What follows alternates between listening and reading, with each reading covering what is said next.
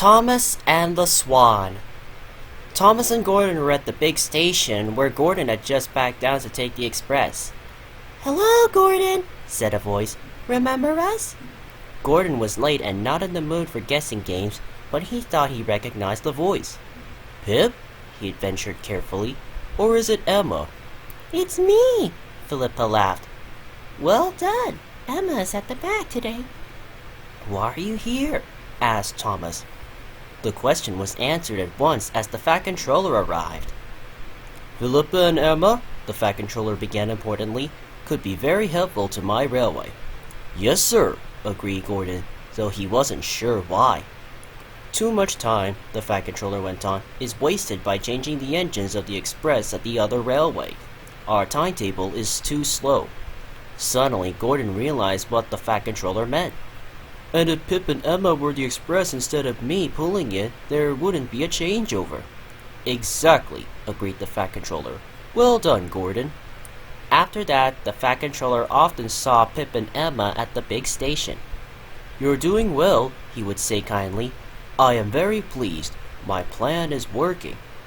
One day, Thomas was at the junction when with a cheerful, "Good morning," Pip and Emma hurried by.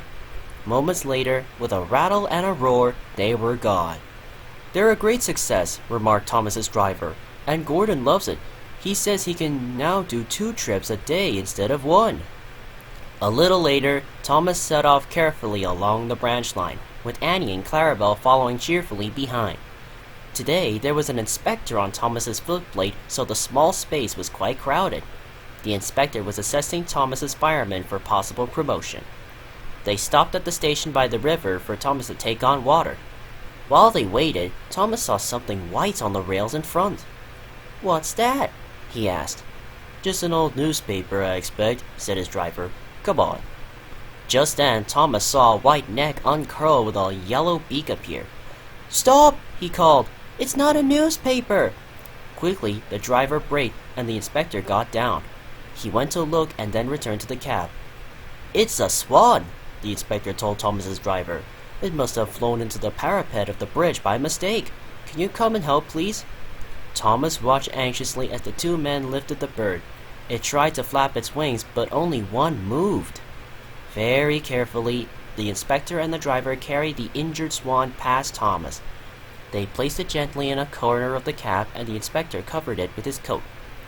"Off we go, Thomas," said his driver. "Be as gentle as you can."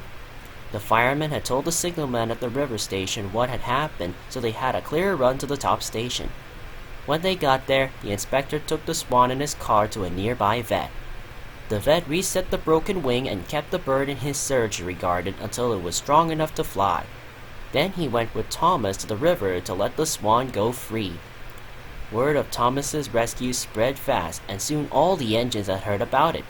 Pip and Emma congratulated him when they saw him at the big station, and so did the Fat Controller. Gordon, too, was very proud. "Just think," said Pip.